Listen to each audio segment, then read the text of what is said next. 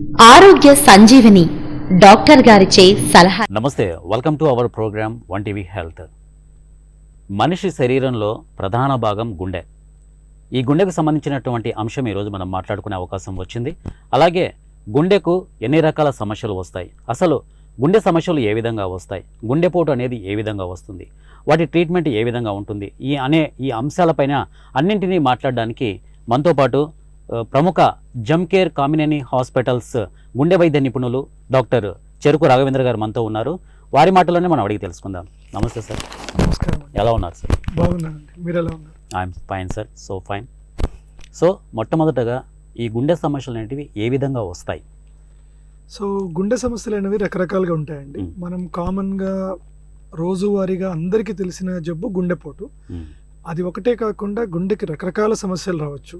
For example గుండెలోని కవాటాలు అంటే ఇంగ్లీష్లో వాల్వ్స్ అంటాము, వాల్వులార్ హార్ట్ డిసీజెస్, ఈ వాల్వ్స్కి సంబంధించిన జబ్బులు కానివ్వండి, లేదంటే పుట్టుకతో వచ్చే హార్ట్ జబ్బులు లైక్ కంజెనిటల్ హార్ట్ డిసీజెస్ అంటాము, atrial septal defect, ventricular septal defect, ఇలా రకరకాల జబ్బులు వస్తూ ఉంటాయి. ఈ మధ్య మనం చూస్తున్నాం చాలా మంది సడన్ గా చనిపోవడం. దీనికి ఒక ముఖ్య కారణం కార్డియోమయోపతీస్. కార్డియోమయోపతి అంటే పుట్టుకతోనే ఎదుగుతూ ఉన్నప్పుడు చాలా మందికి గుండె కండరాల్లో జబ్బు ఉంటుంది. అది జెనెటిక్ గా రావచ్చు, లేదంటే ఎదుగుదలలో కూడా కొంతమందికి హైపర్ట్రోపిక్ కార్డియోమయోపతి, ఇలాంటి రకరకాల జబ్బులు మనం చూస్తూ ఉంటాం. సో ఇలా రకరకాల జబ్బులు ఉన్నాయి. అందులో మనము నిత్యం రోజు అందరికీ కామన్ జబ్బు అయితే గుండెపోటు జబ్బు. గుండెపోటు అదే కామన్గా వస్తుంది.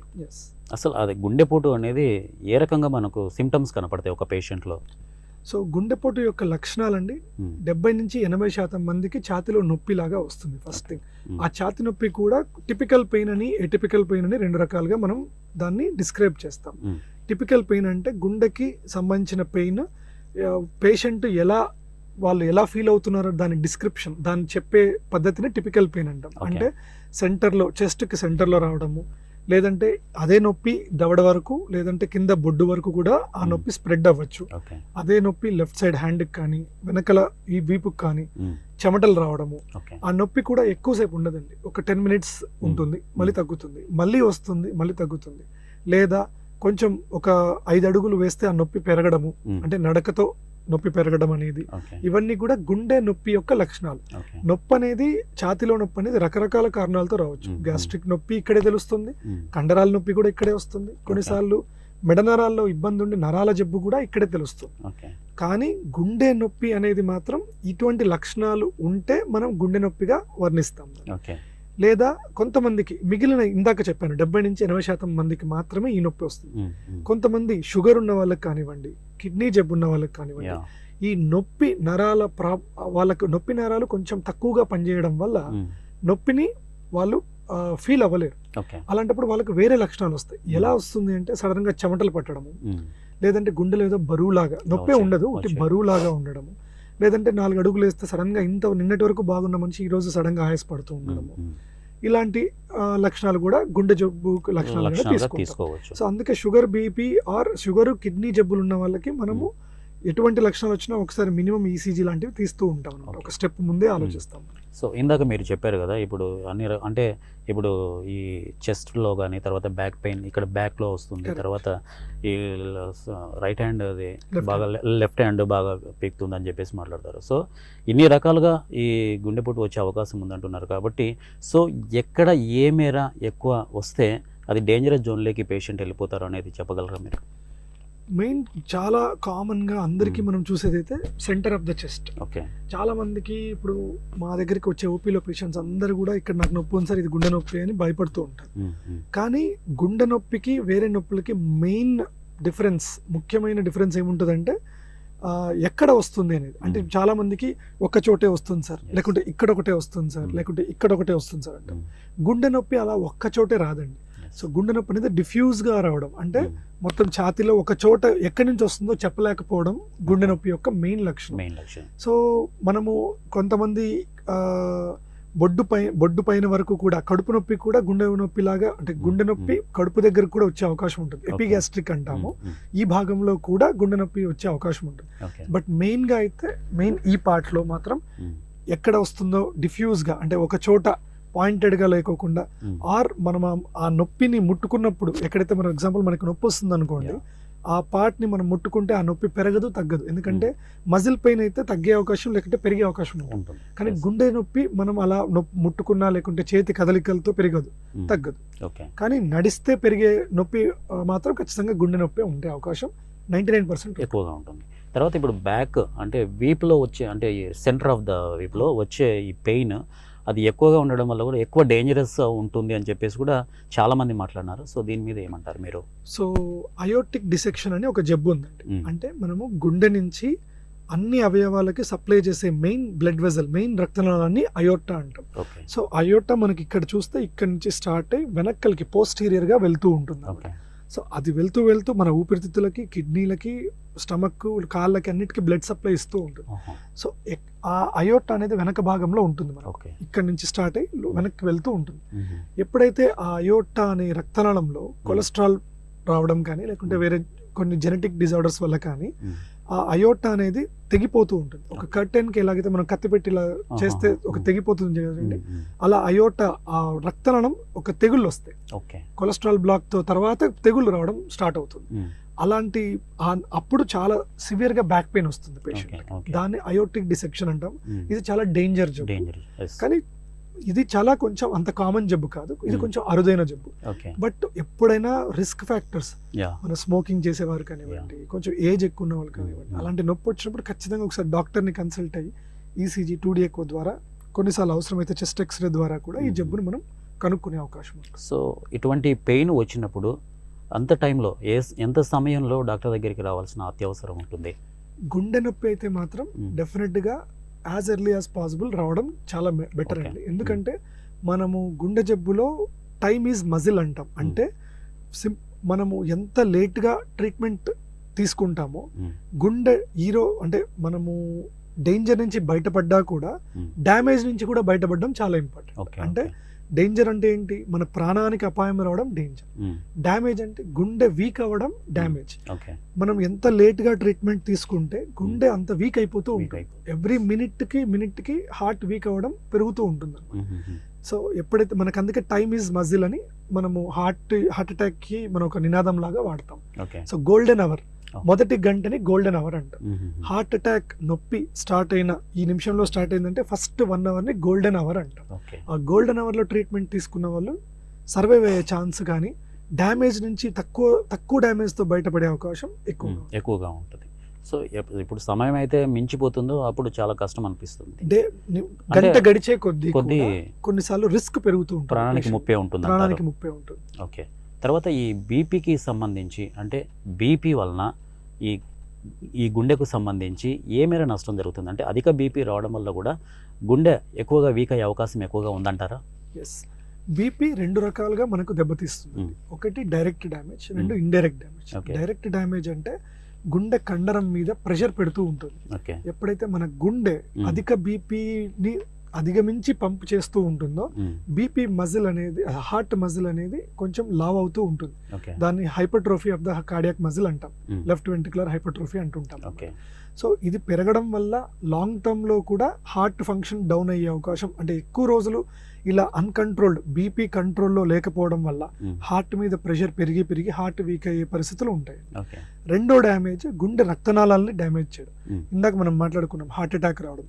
హార్ట్ అటాక్కి ఒక రీజన్ అధిక రక్తపోటు. ఎప్పుడైతే రక్తపోటు కంట్రోల్లో ఉండదో ఆ రక్తపోటు అనేది గుండెకి సప్లై ఇచ్చే రక్తనాళాలని డ్యామేజ్ చేస్తూ అక్కడే కొలెస్ట్రాల్ డిపాజిట్ అయ్యి బ్లాక్స్ వచ్చే అవకాశం కూడా ఉంటుంది. ఇప్పుడు బీపీలో 2 రకాలుగా ఉంది, హై బీపీ, లో బీపీ అని చెప్పేసి. ఇప్పుడు ఈ గుండె సమస్యలు అనేది హై బీపీలో ఉన్నా వస్తున్నాయి, లో బీపీలో ఉన్నా వస్తున్నాయి. సో వాటి సమస్యలు ఏ విధంగా ఉంటాయి? ఇప్పుడు గుండె సమస్యలు కామన్ గా హై బీపీ వల్లనే వస్తాయి. లో బీపీ కన్నా మనకు హై బీపీతోనే ఈ సమస్య ఎక్కువగా మనం తలెత్తుతూ ఉంటుంది. లో బీపీ అనేది చాలా మందికి వేరే కారణాల వల్ల లో బీపీని చూస్తుంటాం. కామన్ గా చూస్తే రక్తహీనత ఉన్న వాళ్ళకి కానీ, రక్తం తక్కువగా ఉన్న వాళ్ళకి కానీ, థైరాయిడ్ ప్రాబ్లం ఉన్న వాళ్ళకి కానీ, కొంతమందికి గుండె వీక్ ఉండడం వల్ల బీపీ లో అవుతూ ఉంటుంది. సో ఈ లో బీపీకి కారణం ఏంటో మనం తెలుసుకోగలిగితే సరిపోతుంది. అంతేకాని లో బీపీ వల్ల గుండెకి ఎఫెక్ట్ ఉండదు. బీపీ హార్ట్ వీక్ ఉంటేనే లో బీపీ అవుతూ ఉంటుంది. కానీ అధిక బీపీ ఉంటే మాత్రం ఖచ్చితంగా గుండెకి మీద ఎఫెక్ట్ పడుతూ ఉంటుంది. సో ఇంకొకటి ఏంటంటే ఈ కొలెస్ట్రాల్ అధిక శాతం ఉండడం వల్ల కూడా గుండెకు ఏ మేర నష్టం జరిగే అవకాశం ఉంది, దీనివల్ల గుండెపోటు వచ్చే అవకాశం ఉందంటారు, అంటే కొలెస్ట్రాల్ అధిక శాతం ఉండడం వల్ల? సో బ్లడ్లో కొలెస్ట్రాల్ కూడా సేమ్ బీపీ లాగే అండి. మనము ఈ రిస్క్ ఫ్యాక్టర్స్గా మనం వీటిని డిస్క్రైబ్ చేస్తాం. రిస్క్ ఫ్యాక్టర్స్ అంటే ఏంటంటే హార్ట్ అటాక్ రావడానికి కారణాలు షుగర్ కానివ్వండి, బీపీ కానివ్వండి, అధిక కొలెస్ట్రాల్ కానీ, అధిక బరువు, మన అలవాట్లు, ఆహారపు అలవాట్లు, లేదంటే స్మోకింగ్, మందు, ఇవన్నీ కూడా రిస్క్ ఫ్యాక్టర్స్గా తీసుకుంటాం. సో ఇందులో ఏ ఒక్కటి కూడా డైరెక్ట్గా అంటే రాత్రికి రాత్రి ఇమీడియట్గా ఎఫెక్ట్ చూపించమండి. ఎక్కువ రోజులు ఈ ఉండడం వల్లనే వీటి ప్రభావం ఉంటుంది. ఫర్ ఎగ్జాంపుల్ ఈ రోజు మనం హార్ట్ అటాక్ వచ్చిన పేషెంట్ని చూస్తే కొలెస్ట్రాల్ కొంచెమే ఎక్కువ ఉండిండొచ్చు పేషెంట్కి, బట్ ఆ కొలెస్ట్రాల్ ఎక్కువ ఉండడం ఎన్ని సంవత్సరాలుగా ఉంది అనేది కూడా చాలా ఇంపార్టెంట్. సో ఎప్పుడైతే బ్లడ్లో కొలెస్ట్రాల్ ఎక్కువగా చాలా రోజులు, ఫర్ ఎగ్జాంపుల్ మనము ఎల్డిఎల్ కొలెస్ట్రాల్ అనేది బ్యాడ్ కొలెస్ట్రాల్గా వర్ణిస్తాం. ఆ ఎల్డిఎల్ కొలెస్ట్రాల్ అనేది 100 కన్నా ఎక్కువ ఉంటే ఎక్కువ ఉన్నట్టు, 190 కన్నా అంటే చాలా ఎక్కువగా ఉన్నట్టు మనం చెప్తాం. సో ఈ లెవెల్ అనేది ఏదైతే ఉందో ఎన్ని రోజులు మన బాడీలో ఎక్కువగా ఉన్నదాన్ని బట్టి మన గుండె రక్తనాళాల డ్యామేజ్ కూడా జరుగుతూ ఉంటుంది. ఇప్పుడు ఫర్ ఎగ్జాంపుల్ బీపీ ఉంది, ఇందాక చెప్పాను, బీపీ వల్ల గుండె రక్తనాళం డ్యామేజ్ అవుతూ ఉంది అనుకుందాం. ఈ కొలెస్ట్రాల్ ఎక్కువ ఉండడం వల్ల అక్కడ పోయి డిపాజిట్ అవ్వడం, అంటే రక్తనాళాలలో పోయి పూడికల్లాగా ఫామ్ అవుతూ ఉంటుంది. సో ఇదొక్కటే కాకుండా వేరే అన్ని ఫ్యాక్టర్స్ కూడా కలిసి గుండెపోటుకు కారణమవుతూ ఉంటాయి. సో అందుకే రక్తంలో కొలెస్ట్రాల్ కూడా తగ్గించడం కూడా చాలా ఇంపార్టెంట్, బట్ అది ఒక్కటే ఇంపార్టెంట్ కాదు. సో ఈ రక్తంలో ఈ కొలెస్ట్రాల్ అనేది ఎందుకు పెరుగుతుంది సార్? ఏ కారణాల చేత పెరుగుతుంది? ఏ ఆహారం తీసుకుంటే, ఏ నియమాలు పాటిస్తే ఈ కొలెస్ట్రాల్ ఈ బ్లడ్లో అధిక శాతం వచ్చే అవకాశం వస్తుందంటారు? సో ఫస్ట్ థింగ్, మనము రక్తంలో కొలెస్ట్రాల్, మీరు అన్నట్టుగా ఏంటి అసలు కొలెస్ట్రాల్ అంటే ఏంటి? కొలెస్ట్రాల్ అంటే మనకు ఒంట్లో నిజంగా మనకు అవసరం, ఒక లెవెల్ వరకు మనకు అవసరం. మన ఫర్ ఎగ్జాంపుల్ మనం ఉన్నాయి ప్రతి అణువు సెల్ అంటాం కదండి, ప్రతి సెల్ బిల్డింగ్, ఆ సెల్ యొక్క స్ట్రక్చర్. ఇప్పుడు మనకు ఒక గోడకి ఇటుక ఎలాగ అవసరమో మన సెల్ అనే సెల్కి గోడకి ఈ కొలెస్ట్రాల్ ఉంటుంది అనమాట. సో అది నార్మల్, అది ఉంటేనే మనం కూడా హెల్తీగానే ఉంటాం. కానీ ఒక మోతాదు మించి ఉండకూడదు. సో అది ఎలా తయారవుతుంది మన బాడీలో?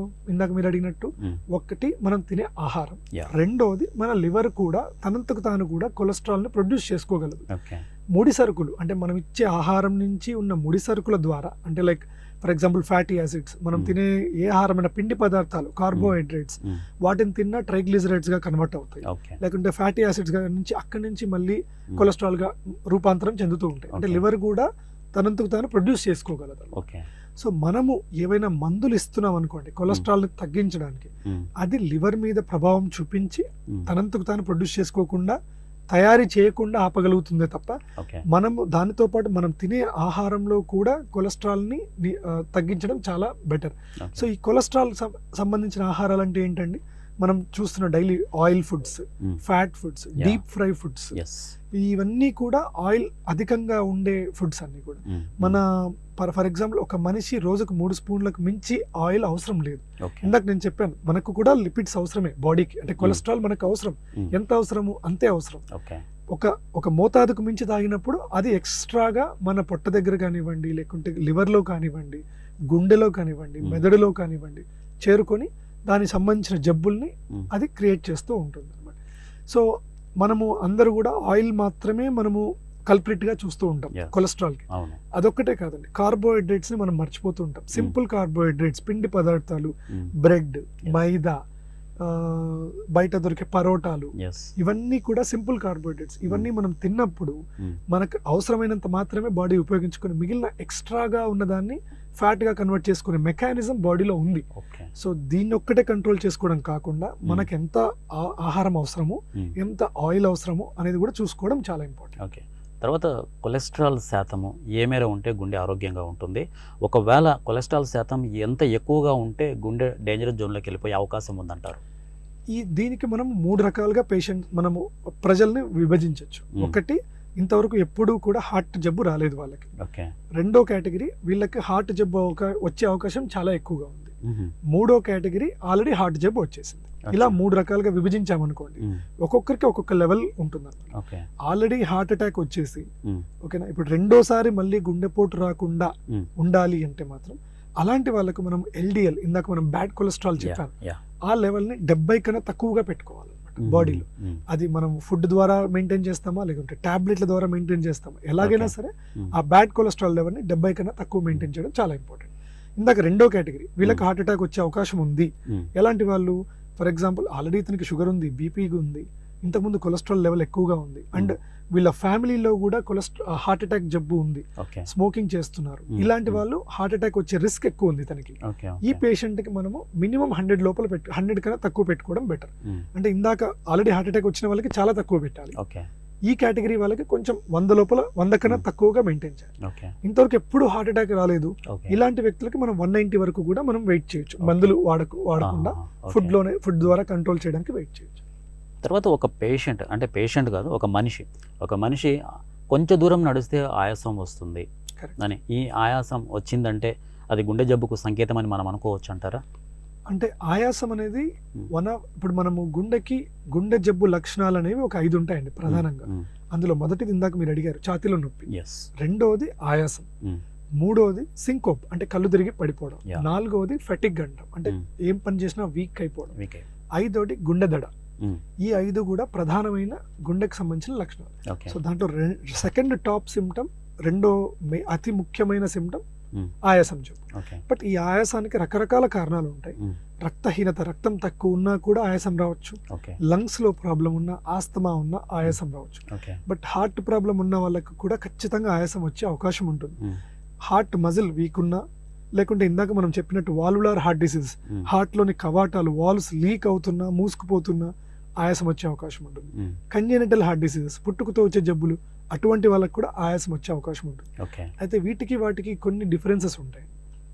ఫర్ ఎగ్జాంపుల్ ఊపిరితిత్తుల జబ్బు ఉన్న వాళ్ళకైతే అంటే ఆస్తమా, చలికాలము, చలి పెరిగినా, లేకపోతే చల్లటి వాటర్ తాగినా, సీజన్ మారినా, దుమ్ముకు పోయినా ఈ ఆయాసం అనేది పెరిగే అవకాశం. బట్ గుండెకి సంబంధించిన ఆయాసం అలా ఉండదండి. గుండెకి సంబంధించిన ఆయాసం మీరు అన్నట్టుగా 4 అడుగులు వేస్తే, 5 అడుగులు వేస్తేనో, లేకుంటే మెట్లు ఎక్కితేనో స్పెసిఫిక్ గా చెప్తూ ఉంటారు. ఇంకా కొంచెం స్టేజ్ అడ్వాన్స్ అయినప్పుడు రాత్రుల్లో ఆయాసం చాలా పెరిగిపోతూ ఉంటుంది. అంటే రాత్రి పడుకోగానే ఆయాసం వచ్చి లేచి కూర్చోవాల్సిన పరిస్థితి వస్తూ ఉంటుంది.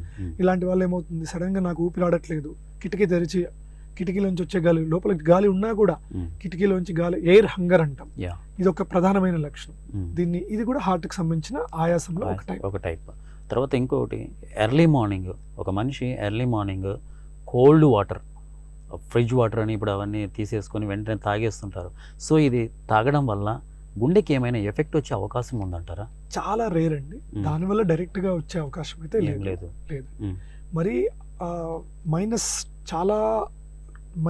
టెంపరేచర్స్ లో ఉన్న వాటర్ ని డైరెక్ట్ సడన్ గా చిల్లి వాటర్ తాగినప్పుడు మాత్రం వాసోవాగల్ ఎపిసోడ్స్ అంటాం. అంటే ఈ గొంతులోకి వాటర్ వెళ్తూ ఉన్నప్పుడు సడన్ గా BP and heart beat slow అయిపోవడము, ఇలా జరిగే అవకాశం కొంతమందికి ఉంటుంది. అది తర్వాత ఒక పేషెంట్కి ఇప్పుడు గుండె జబ్బు వచ్చిన పేషెంట్ అంటే ఫస్ట్ ఏ టెస్టులు చేస్తారు? అంటే గుండె జబ్బును గుర్తించడానికి ఫస్ట్గా ఒక పేషెంట్ మీ దగ్గరికి వస్తే ఎటువంటి టెస్టులు చేస్తారు?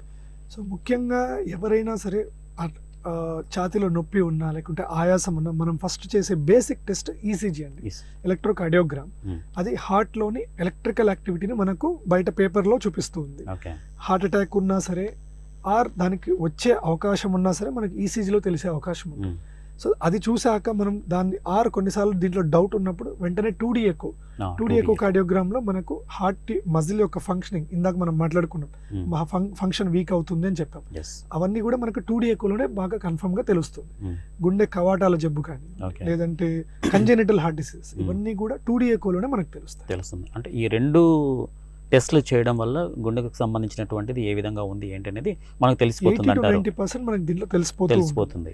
కొంతమంది అడుగుతూ ఉంటారు, నిన్న 2D ఎక్కువ నార్మల్ గా ఉంది, ఒక 5 days తర్వాత పేషెంట్ కి హార్ట్ అటాక్ వచ్చింది, అది ఎలా వచ్చింది అని అడుగుతారు. సో 2D ఎక్కువ ఏం చెప్తుంది మనకు అంటే, ఈ రోజు అదొక వీడియో లాగా, ఈ రోజు నేను ఎలా ఉన్నాను, నా మొహం ఎలా ఉంది, నా హెయిర్ ఎలా ఉంది, అలాగే 2D ఎక్కువ కూడా అంతే. ఈ రోజు హార్ట్ ఫంక్షన్ ఎలాగుంది, ఈ రోజు మన కవాటాలు ఈ రోజు బాగున్నాయా లేదా, ఈ రోజు మజిల్ పంపింగ్ బాగుందా లేదా, అదే చెప్తుంది. ఈసీజీ కూడా ఒక ఫోటో లాగా ఈ రోజు మీ హార్ట్ ఎలా ఉందో చెప్తుంది. రేపు రాబోయే జబ్బుని కనిపెట్టాలి అంటే మళ్ళీ ఫర్దర్ గా టెస్టింగ్ చేయాల్సి వస్తుంది. దాన్ని ట్రెడ్మిల్ టెస్ట్ అంటాము, కొన్నిసార్లు ట్రెడ్మిల్ అంటే ఒక మనం అందరూ చాలా మంది జిమ్స్ లో చేస్తూ జిమ్స్లో ఉంటారు, చేస్తూ ట్రెడ్మిల్ ఉంటారు. దానికి ఈసీజీ కనెక్షన్స్ పెట్టుకొని మన heart beat, heart rate variations అని వాటిని మనం గమనించే టెస్ట్ నే ట్రెడ్మిల్ టెస్ట్. టెస్ట్ ఇది కూడా చాలా important test. ECG 2DECO normal గా ఉండి హై రిస్క్ పేషెంట్స్, ఇందాక మనం ఒక రెండో కేటగిరీ పేషెంట్స్ గురించి మాట్లాడుకో, వీళ్ళకి ఏమన్నా రిస్క్ ఫ్యాక్టర్స్ ఉండి హార్ట్ అటాక్ వచ్చే అవకాశం ఉందనుకున్నాం కదా, అలాంటి వాళ్ళ ఆ కేటగిరీ పీపుల్ కి డెఫినెట్ గా ఈ టెస్ట్ చాలా ఉపయోగపడుతుంది. తర్వాత ఈ డయాబెటిక్ పేషెంట్స్లో ఈ గుండె సమస్యలు అనేటివి వస్తూ ఉంటాయి. సో వాటిని ఎలా గుర్తించవచ్చు? ఒకవేళ వచ్చినా కూడా వారికి పెయిన్ అనేది తెలియదు అంటారు. సో ఈ సమస్యలు ఏ విధంగా ఉంటాయి డయాబెటీస్లో? ఇందాక నేను చెప్పినట్టుగానే చాలా మందికి పెయిన్ రావచ్చు, బట్ షుగర్ కంట్రోల్లో లేని వాళ్ళకి ఎప్పుడైతే నరాల జబ్బు ఉన్నప్పుడు, లక్షణాలు లేనప్పుడు మనము, అందుకే చాలా మంది షుగర్ పేషెంట్లకి రెగ్యులర్ గా మనము ఈసీజీ 2DECO చేయించుకోమని చెప్తూ ఉంటాం. మనం చూస్తే కూడా ఏ హాస్పిటల్కి వెళ్ళినా కూడా ప్యాకేజ్ ఉంటుంది, master health checkup, master cardiac checkup. ఈ చెకప్స్ యొక్క ముఖ్య ఉద్దేశం కూడా వీళ్ళకి లక్షణాలు వాళ్ళకి తెలియవు కాబట్టి మనం ముందే కనిపెట్టడానికి ఈసీజీ 2DECO అని వాటిలో ఖచ్చితంగా చేరుస్తారు. అది కాకుండా ఇందాక మనం చెప్పినట్టు ట్రెడ్మిల్ టెస్ట్, షుగర్ ఉన్న వాళ్ళు ఎస్పెషల్లీ కంట్రోల్లో లేని వాళ్ళు 6 నెలల నుంచి లేదంటే సంవత్సరానికి ఒకసారి ఈ ట్రెడ్మిల్ టెస్ట్ కూడా చేసుకోవడం చాలా అవసరం. ఫర్ ఎగ్జాంపుల్ ట్రెడ్మిల్ టెస్ట్ లో కనీసం ఒక 3 నిమిషాలు కూడా నడవలేకపోతున్నాడు పేషెంట్ ఆ బెల్ట్ మీద, ట్రెడ్మిల్ మీద. సో అలాంటి వాళ్ళకి గుండె జబ్బులు వచ్చే అవకాశం ఎక్కువగా ఉందని మనం అర్థం చేసుకోవచ్చు. అంటే వేరే కారణాల వల్ల నడవలేకపోతే ఓకే, ఫర్ ఎగ్జాంపుల్ మోకాల నొప్పులు కానివ్వండి, లేకుంటే ఒబిసిటీ వల్ల నడవలేకపోతే ఓకే. అంత ఆరోగ్యంగా ఉండి కూడా నడవలేకపోతున్నాడు అంటే హార్ట్ కి సంబంధించిన బ్లడ్ వెజల్స్ లో ఖచ్చితంగా బ్లాక్స్ ఉండే అవకాశం ఉంది అని మనకు ఆ ట్రెడ్మిల్ టెస్ట్ చెప్తుంది. ఇప్పుడు సాధారణ గుండె జబ్బులు ఉన్న మనిషి కంటే ఒక డయాబెటీస్ పేషెంట్లో ఉండే గుండె జబ్బు సమస్యలు ఎక్కువగా ఉంటాయి. సో వీటి పరిణామం కూడా చాలా తీవ్రతగా ఉంటుందని చెప్పేసి మాట్లాడతారు. సో దీనికి డెఫినెట్గా ఇప్పుడు ఎలా అయిపోయిందంటే అండి, షుగర్ కనుక కంట్రోల్ లేదు అంటే మనకు గుండె జబ్బు ఉన్నట్టే అని మనం ఫిక్స్ అయిపోవాలి. ఓకే, అంత డేంజర్ అండి షుగర్ అనేది. ఓకే, కానీ తేడా ఏంటంటే తక్కువ ఉందా ఎక్కువ ఉందా. కొంతమంది అడుగుతుంటారు, నా ఈసీజీ 2DECO నార్మల్ గానే ఉన్నాయి, నాకు షుగర్ కంట్రోల్లోనే లేదు, నేను బాగున్నాను అనుకుంటాను. అది స్టార్టింగ్ స్టేజ్ లో ఉండుండొచ్చు. ట్రెడ్మిల్ టెస్ట్ చేస్తేనో లేకుంటే సిటీ కొరోనా యాంజియోగ్రామ్ చేస్తేనో తీవ్రత తెలుస్తుంది. సో అందుకే ఇందాక పెద్ద స్టేట్మెంట్ ఇచ్చాను, షుగర్ ఉంది కంట్రోల్లో లేదు అంటే ఖచ్చితంగా హార్ట్ జబ్బు ఉన్నట్టే. తీవ్రత మాత్రమే డిఫరెన్స్. అంటే ఈ రోజు మీకు ఆ ఎఫెక్ట్ తెలుస్తుందా, ఇంకొక సంవత్సరంలో తెలుస్తుందా, ఇంకొక 2 సంవత్సరాలు తెలుస్తుందా అనేది మాత్రమే డిఫరెన్స్ వస్తుంది. అందుకే షుగర్ ఉన్న వాళ్ళకి ఎప్పుడు కూడా హార్ట్ పేషెంట్స్కి మేము షుగర్ని ఖచ్చితంగా కంట్రోల్లో పెట్టుకోవాలి, ఆహార నియమాలు పాటించాలి. ఎందుకంత స్ట్రెస్ చేస్తాము అంటే ఒకవేళ ఉన్నా కూడా, చిన్న జబ్బు ఉన్నా కూడా అది అక్కడితో ఆపగలుగుతాం. షుగర్ని కంట్రోల్లో పెట్టిన రోజు ఆ గుండె ఏదైనా చిన్న జబ్బు ఉన్నా కూడా అది ఆ స్టేజ్లో ఆగిపోయి ఫర్దర్గా పెరగకుండా ఉండే అవకాశం ఖచ్చితంగా ఉంటుంది. సో ఈ డయాబెటిక్ పేషెంట్స్లో ఎవ్రీడే ఈ గుండెకు సంబంధించి కానీ ఈ షుగర్కి సంబంధించి కానీ ప్రతిరోజు చెక్ చేసుకోవాల్సిన అవసరం ఉందంటారా? షుగర్ ప్రతిరోజు చెక్ చేసుకోవాల్సిన అవసరం లేదండి, కానీ కంట్రోల్లో ఉన్న వాళ్ళు ఇప్పుడు మనం 3 నెలలకు ఒకసారి HbA1c అనే పరీక్ష చేస్తే మనకు షుగర్ కంట్రోల్లో ఉందా లేదా ఒక ఐడియా వస్తుంది. లేదా కంట్రోల్లో లేని వాళ్ళకి మాత్రం వారానికి 2 సార్లు అలా మనమే చెక్ చేయమని చెప్తూ ఉంటాం. ఎందుకంటే ఫ్యూచర్లో ఇబ్బంది రాకుండా. ఆల్రెడీ హార్ట్ అటాక్ వచ్చిన పేషెంట్ ఉంటారు, అలాంటి వాళ్ళకి మళ్ళీ హార్ట్ అటాక్ వచ్చే అవకాశం ఉంది అనుకోండి. ఫర్ ఎగ్జాంపుల్ వాళ్ళ షుగర్ 500-600 ఉంది అనుకోండి, అలాంటి వాళ్ళకి మనం చాలా అగ్రెసివ్గా, చాలా స్ట్రిక్ట్గా కంట్రోల్ పెట్టాల్సిన అవసరం ఖచ్చితంగా ఉంది. ఇప్పుడు ఒబెసిటీ పేషెంట్స్ని తీసుకున్నా కూడా ఒబెసిటీ పేషెంట్స్లో ఊబకాయం, సో ఊబకాయానికి సంబంధించి చాలా హెవీగా లావ్ అయిపోతుంటారు. సో దీనివల్ల కూడా గుండె జబ్బులు వచ్చే అవకాశం ఎక్కువగా ఉందంటారు వారిలో. సో ఒబిసిటీ అనేది ఇప్పుడు మీరు అన్నట్టు లావు పెరుగుతున్నారు, ఎందుకు పెరిగారు? ఫస్ట్ థింగ్ జెనెటికల్ గా పెరిగారా, ఆహారం వల్ల పెరిగారు. ఆహారం వల్ల పెరిగారు అనుకోండి, దాంతో పాటు మనకి ఇవన్నీ కూడా పెరిగినట్టే, కొలెస్ట్రాల్ పెరిగినట్టే, షుగర్ పెరగచ్చు, బీపీ కూడా పెరగచ్చు. కొంతమందికి ఇవేమీ లేకుండా ఉట్టిగా లావుగా ఉంటారు. ఇలా ఉట్టిగా లావుగా ఉన్నప్పుడు మనకు ఉన్న మెయిన్ సమస్య ఏమొస్తుంది, ఒకటి ఎక్సర్సైజ్ కెపాసిటీ, అంటే వాళ్ళు ఒక ఫ్లోర్ మెట్లెక్కలేరు. ఇలా ఎక్కకపోవడం వల్ల ఇంకా ప్రాబ్లం పెరిగి లాస్ట్కి మళ్ళీ అది హార్ట్ జబ్బులకు ఖచ్చితంగా కారణం అవుతుంది. అది అందుకే వీటన్నిటినీ కలిపి ఒక మెటబాలిక్ సిండ్రోమ్ అని ఒక పేరు కూడా ఇచ్చారండి. మెటబాలిక్ సిండ్రోమ్ అంటే ఒబిసిటీ, షుగర్ ఉండడము, బీపీ ఉండడము, రక్తంలో కొలెస్ట్రాల్ అధికంగా ఉండడం, ఇవన్నిటిని కలిపి ఒక మెటబాలిక్ సిండ్రోమ్. ఈ మెటబాలిక్ సిండ్రోమ్ లో ఉన్న వాళ్ళకి హార్ట్ జబ్బులు వచ్చే అవకాశం 20 రెట్లు 30 రెట్లు ఎక్కువగా ఉంటుంది. తర్వాత ఇంకొక మెయిన్ ప్రధాన అంశం ఏంటంటే ఈ గుండె సమస్యలు ఉన్న వాళ్ళలో ఈ హోల్స్ ఏర్పడుతుంటాయి, ఈ గుండెలో హోల్ ఏర్పడుతుంటుంది. సో అది ఎందుకు వస్తుంది సార్? ఆ గుండెలో హోల్ అనేది ఏ విధంగా ఏర్పడుతుంది, ఏ కారణం చేత వస్తుంది అంటారు? సో గుండెలో హోల్స్ అనేవి పుట్టుకతో వచ్చే జబ్బులండి, దీన్ని కంజెనిటల్ హార్ట్ డిసీజెస్ కింద చెప్తాము. ఇందులో కూడా తీవ్రతలు చిన్న జబ్బు నుంచి పెద్ద జబ్బు వరకు రకరకాల జబ్బులు. ఫర్ ఎగ్జాంపుల్ మనం కామన్గా వినే మాట ఏట్రియల్ సెప్టల్ డిఫెక్ట్, ASD అంటుంటాం. అంటే హార్ట్లో 4 గదులు ఉంటాయి. మ్మ్. 4 గదుల్లో పై గదులు ఏట్రియాలు, కింద గదులు వెంట్రికల్స్ అంటుంటారు. ఓకే. ఈ ఏట్రియాల మధ్యలో ఉన్న హోల్ని ఏట్రియల్ సెప్టల్ డిఫెక్ట్ అంటారు. ఓకే. ఇది చాలా చిన్న జబ్బుగా మనం వర్ణించుకోవచ్చు. ఎందుకంటే హార్ట్లో హోల్స్ అనేవి ఇంకా పెద్ద పెద్ద జబ్బులు కూడా ఉన్నాయి. ఓకే. టెట్రాలజీ ఆఫ్ ఫాలో అని ఇవన్నీ. వీటికి మెయిన్ కారణాలు పుట్టుకతోనే జన్యు ప్రాబ్లమ్స్ వల్ల, జెనెటిక్ గానే ప్రాబ్లమ్స్ వస్తూ ఉంటాయి. కొంతమంది మేనరికం సంబంధాలు చేసుకోవడం వల్ల కానీ, కొంతమంది వాళ్ళకు వేరే జబ్బుల వల్ల కొన్ని రకాల మందులు వాడుతూ ఉంటారు, మెథోట్రెక్సెట్ అని, స్టెరాయిడ్, అలాంటి మందులు వాడడం వల్ల కూడా తల్లి కానీ తండ్రి కానీ వాడడం వల్ల, లేదంటే లేట్ వయసులో పిల్లల్ని కంటూ ఉంటారు కొంతమంది, ఆర్ వాళ్ళ ఫ్యామిలీలో ఆల్రెడీ గుండె జబ్బులు లైక్ హార్ట్లో హోల్స్ ఉన్న వాళ్ళు, వాళ్ళ ఫ్యామిలీలో మళ్ళీ వాళ్ళ ఫ్యామిలీలోనే పెళ్ళిళ్ళు చేసుకుంటూ ఉంటారు. అలాంటి వాళ్ళకి మళ్ళీ ఇది రిపీట్ అయ్యే అవకాశం కూడా ఖచ్చితంగా. సో ఇప్పుడు ఈ హోల్స్ ఏ మేర ఉంటే గుండెకు ఎక్కువ డేంజర్ జోన్లో ఉన్నట్టు మనకు తెలుస్తుంది అంటారు? అంటే హోల్ పెద్ద సైజు ఉంటే దాని ట్రీట్మెంట్ ఏ విధంగా ఉంటుంది? సో డేంజర్ జోన్లోకి వెళ్ళిపోయే అవకాశం ఏ మేరలో ఉంటుంది హోల్ని బట్టి? సో ఇంతకుముందు బేబీ పుట్టాకనే కనుక్కోగలుగుతుండే, ఇప్పుడు అలా కాకుండా టీఫా స్కాన్ అని చాలా మంది మనం ప్రెగ్నెంట్ ఉమెన్ 5వ నెలలో స్కానింగ్స్ చేసుకుంటూ ఉంటారు. ఫీటల్ ఎకో అంటే ఫీటల్ ఎకో పిండం లోపల ఉన్నప్పుడే మనం గుండె స్కానింగ్ చేసి గుండెలో ఉన్న హోల్స్ ఉన్నాయా లేదా కూడా కనిపెట్టే అవకాశం ఇప్పుడు ఉంది. సో అందులో కొన్ని తీవ్రమైన జబ్బులు ఉంటాయి, సైనోటిక్ కంజెనిటల్ హార్ట్ డిసీజెస్ అని, ట్రాన్స్పోజిషన్ ఆఫ్ గ్రేట్ ఆర్టరీస్ అని, ఇలాంటి ట్రంకస్ ఆర్టిరోజెస్ అని, ఇలాంటి పెద్ద పెద్ద జబ్బులు ఉన్నప్పుడు వావిస్ కొంచెం, లేకుంటే సింగిల్ వెంట్రికల్ అని, ఇలాంటి జబ్బులు కొంచెం సర్వైవల్ అంటే పుట్టిన వెంటనే కూడా చనిపోయే అవకాశం ఉన్నప్పుడు, లేదంటే పుట్టాక కూడా చాలా ఇబ్బందులు పడే అవకాశం ఉన్నప్పుడు కొన్నిసార్లు మనమే టర్మినేషన్ గురించి కొన్ని కేసెస్కి మాత్రం స్పెసిఫిక్గా పిండాన్ని టర్మినేట్ చేయడానికి మనం అవకాశం ఉంటుంది. అలా కాకుండా కొన్నిసార్లు చిన్న హోల్సే ఉంటాయి, ఏఎస్డి అని, విఎస్డి అని. ఇక్కడ సైజ్ ఒకటే కాదండి, లొకేషన్ హోల్ అనేది ఎక్కడ ఉన్నది కూడా చాలా ఇంపార్టెంట్. ఇలాంటివి ఇప్పుడున్న అడ్వాన్స్డ్ ట్రీట్మెంట్స్కి చాలా ట్రీట్మెంట్స్ అవైలబుల్లో ఉన్నాయి. ఈవెన్ టెట్రాలజీ ఆఫ్ ఫాలో అనే జబ్బుకు కూడా, అది ఒక పెద్ద జబ్బు అయినా కూడా ఇప్పుడు ట్రీట్మెంట్ అవకాశం మనకు ఖచ్చితంగా ఉందండి.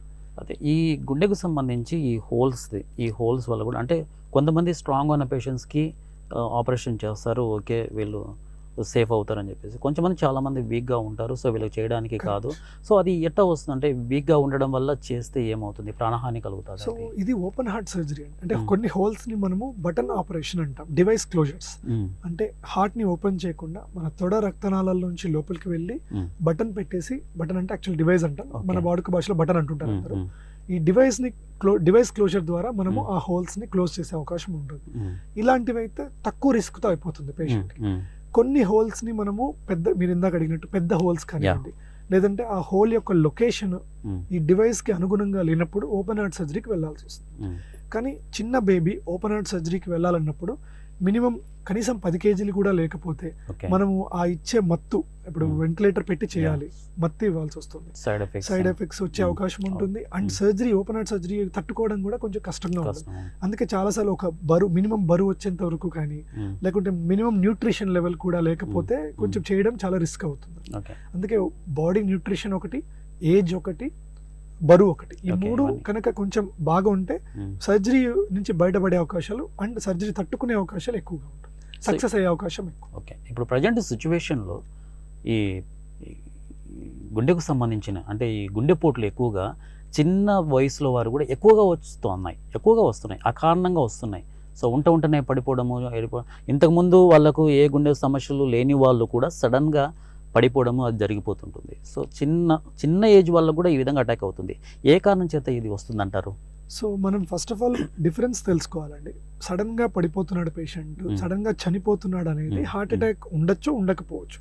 సడన్ కార్డియాక్ డెత్ అంటే మనిషికి, పేషెంట్ కానీ ఆ మనిషికి కానీ లక్షణాలు స్టార్ట్ అయిన, ఫర్ ఎగ్జాంపుల్ ఛాతి నొప్పి కానివ్వండి, లేదంటే ఆయాసం కానివ్వండి, వీక్నెస్ కానివ్వండి, ఏదో ఒక లక్షణం స్టార్ట్ అయిన వితిన్ 1 hour, గంటలో చనిపోవడాన్ని సడన్ కార్డియాక్ డెత్ గా మనం చెప్తాం.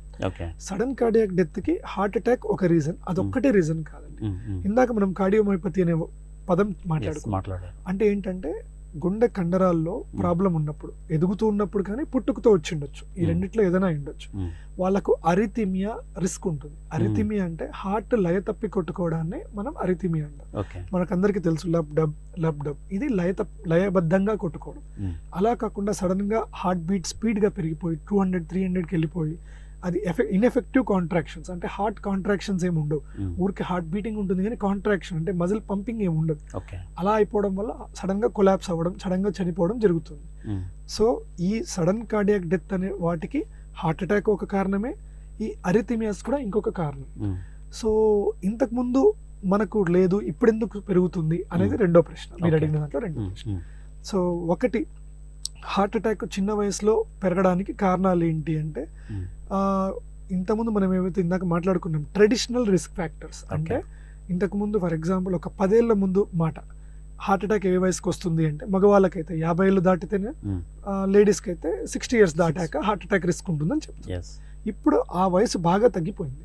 సో దానికి మెయిన్ కారణము ఈ రిస్క్ ఫ్యాక్టర్స్ ఏవైతే ఉన్నాయో, ఇందాక మనం చెప్పిన రిస్క్ ఫ్యాక్టర్స్ అన్ని తొందరగా రావడం. అంటే ఏంటి, ఇంతకుముందు కూడా మనం షుగర్ చాలా లేట్ వయసులో చూసేవాళ్ళం, ఇప్పుడు షుగర్ చాలా చిన్న వయసుకి షుగర్ వచ్చేస్తుంది. బీపీ చూస్తే బీపీ కూడా చిన్న వయసులో వచ్చేస్తుంది.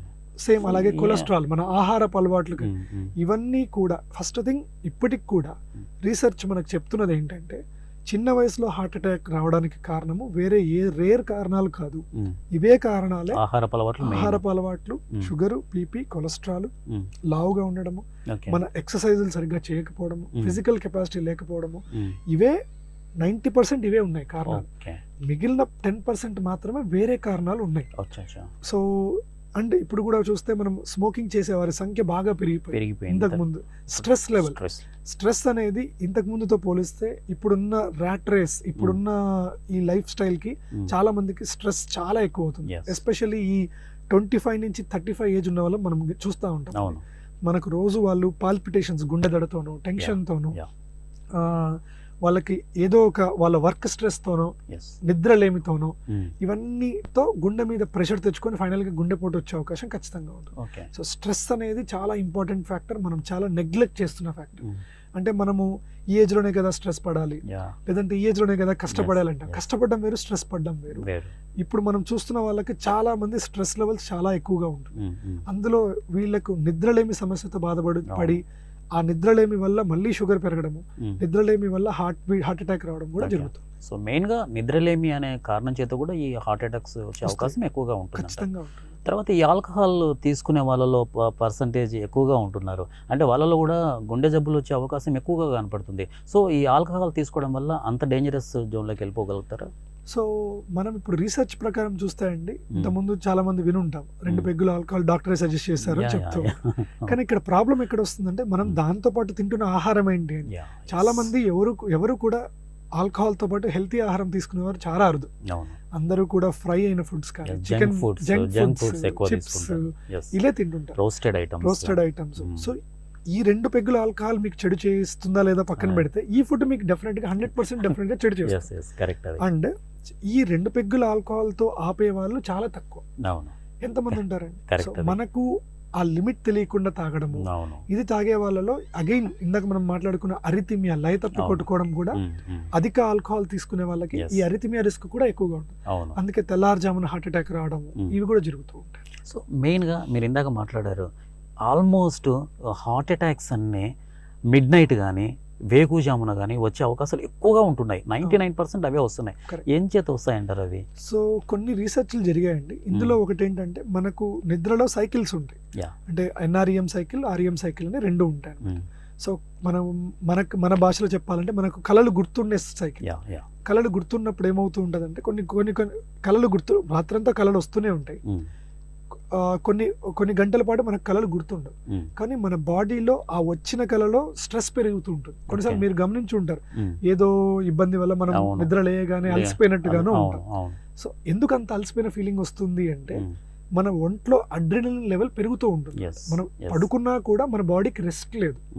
సో మనకు రెస్ట్ లేని, ఇప్పుడు అన్ని అవయవాలకు రెస్ట్ ఇస్తున్నామా? మనం కంటికి ఇస్తున్నాం, చేతులకు ఇస్తున్నాం, నోటికి ఇస్తున్నాం, గుండెకి ఉందా రెస్ట్? లేదు. సో నిద్రలోనే కనీసం మనము నిద్ర పుచ్చాలి. అంటే మనం ప్రాపర్ స్లీప్ ఇచ్చామనుకోండి, హార్ట్ బీట్ స్లో అవుతుంది, బీపీ స్లో అవుతుంది, బీపీ కూడా లో ఉంటుంది నైట్ టైం గమనిస్తే. అది కూడా ఒక రకమైన రెస్ట్ గుండెకి.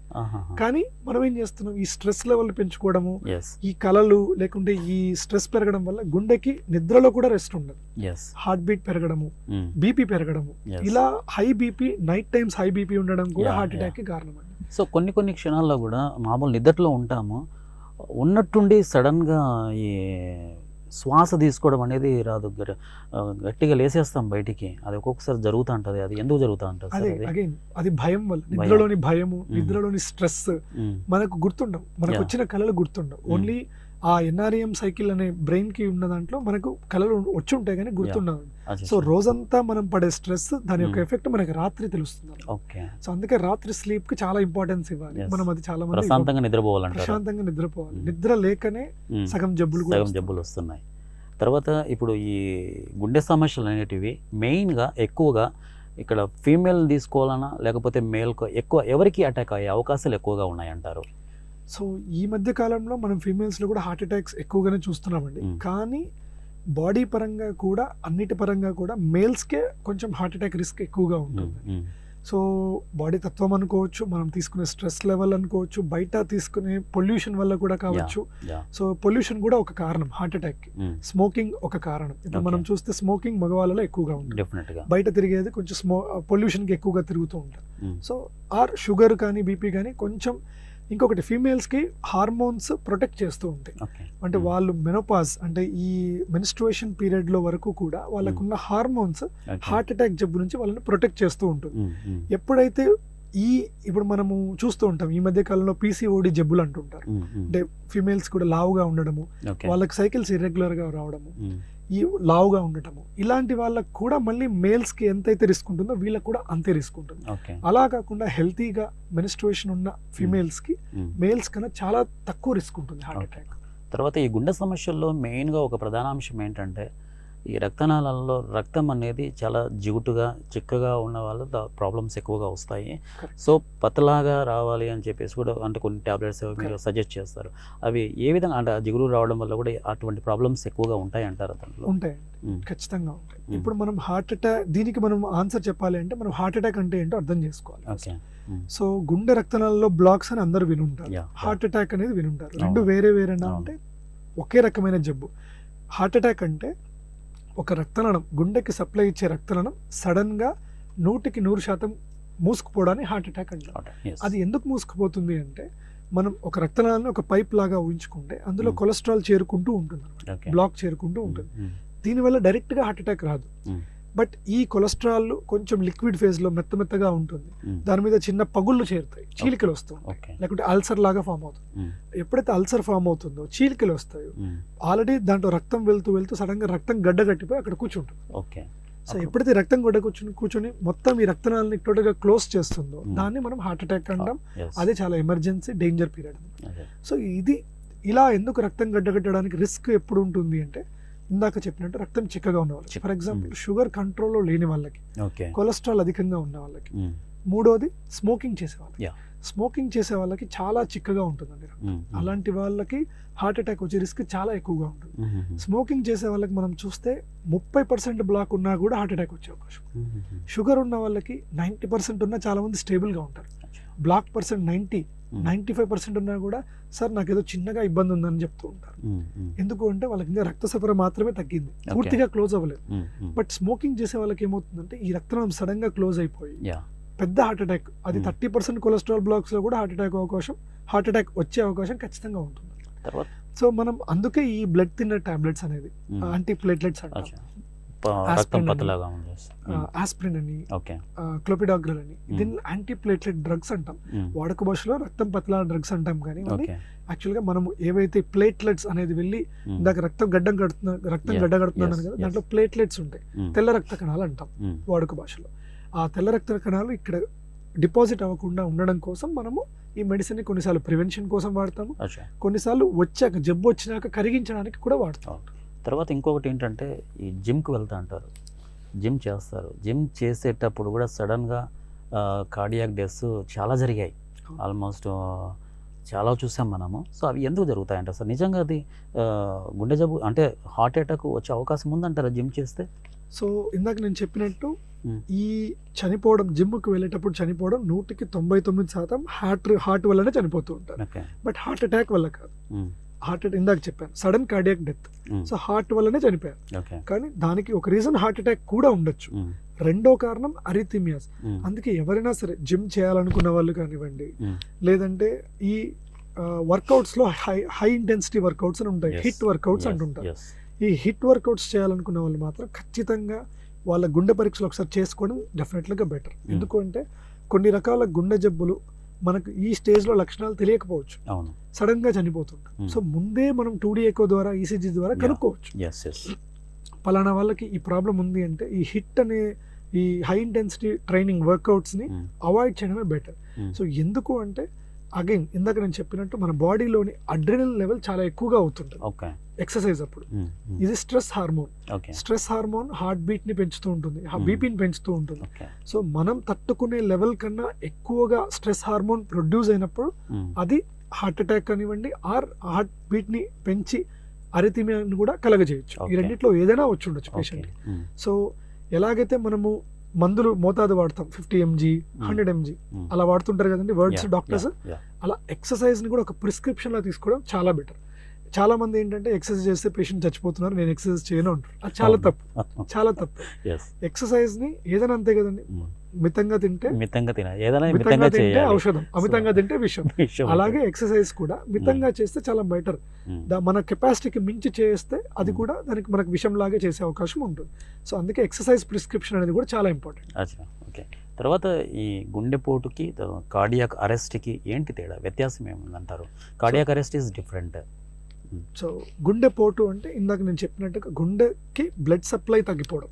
మనకు ఎలాగైతే ఆహారం ఉంటేనే మనం వర్క్ చేయగలుగుతామో గుండెకి కూడా బ్లడ్ సప్లై తనకు తాను బ్లడ్ సప్లై ఇచ్చుకుంటూ ఉంటుంది. ఆ బ్లడ్ సప్లైలో ఎప్పుడైతే 100% బ్లాక్ అయ్యి హార్ట్ రావడాన్ని హార్ట్ అటాక్ అంటాం. హార్ట్ అటాక్ ని సింపుల్ గా హార్ట్ కి గాయం అవ్వడం హార్ట్ అటాక్ అంతే. ఇందాక మీరు కార్డియాక్ అరెస్ట్ అంటే ఏంటంటే హార్ట్ టోటల్ గా ఫంక్షనింగ్ స్టాప్ అయిపోవడం.